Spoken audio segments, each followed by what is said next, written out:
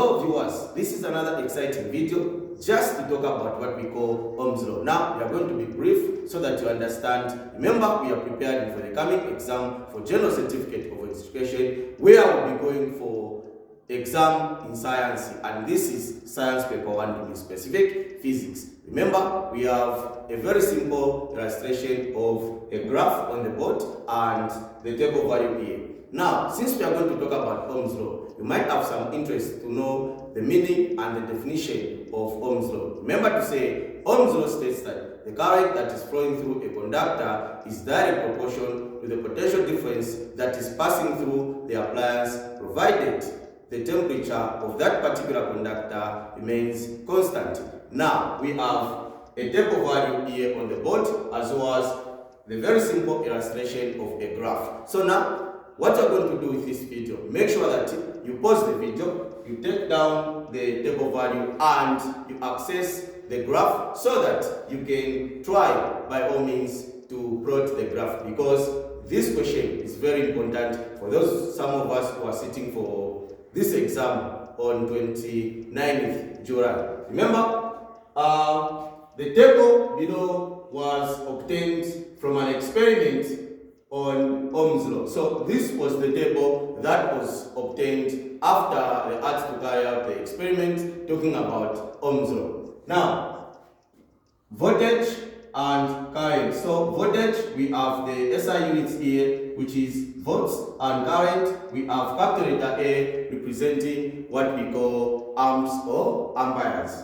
So now, what we are going to do is, we need to know on how we can graphically come up with Ohm's law state line. So we are going to say, if current, we need to plot this graph. Therefore, we need to proceed and say, plot the graph of voltage against current. So when we say voltage against current, simply mean that voltage will be in the y-axis and current will be in the x-axis. So I'm going to show these numbers. So I'll say on the current side, I'll start by using 1 here. I'll say 1, then followed by 2 amps, followed by 3, 4, up to 5, because this is my last number in the current side. Therefore, I'll go to the y-axis and consider placing these numbers in the y-axis. So I'll start with a 3, then I can go to 6, 9, and this is 12, then this will be 15. Now, remember, this is just a simple illustration of how you can come up with this graph. I'm using the scale in the y-axis, 2 centimeters to represent 3 units. But if you are using a standardized exam graph paper, remember that you can go for different scales so that you can have a normal curve or a normal straight line of what we call Ohm's law. Therefore, I can now start by plotting the coordinates. So I'll say, if I stand at position 1 here, which is, if I need to stand on 1 amp here, I need to go on the y-axis, which is a 3. So I'll say this is the same as 1,3 according to mathematics or coordinate geometry. So I'll say 1,3. So meaning if I'm standing at position 1 here, I need to consider meeting line which is coming from 3. Then I'll put a cross there. Then I'll go at 2 amps, which is corresponding direct to 6 volts. So I'll say this is corresponding direct to this one. I'll put a cross there. Remember, follow this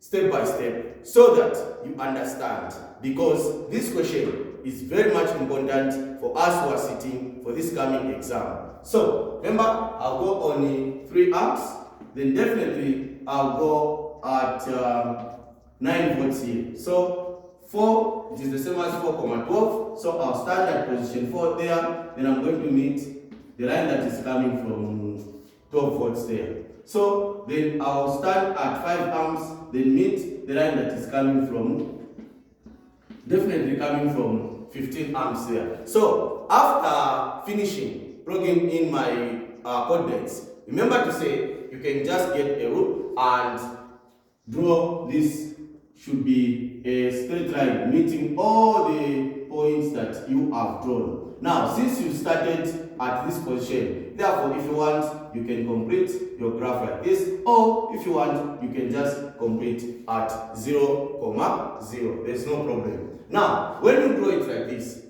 this type of a graph is known as ohmic graph. Why is it called ohmic graph? Because it is coming out as a straight line, meaning that it is obeying to Ohm's law. This is the reason why we are calling it ohmic graph. Now, if at all the graph was bending somewhere, or if it can come in this direction like this, meaning that it won't be called ohmic graph. It will be called non-ohmic graph. Reason why? The graph is not coming out as a straight line. Now, when it comes out the way it has come out like this, meaning that this graph will be considered to be ohmic graph. This simply means that it is obeying to what we call Ohm's law. Therefore, we can proceed.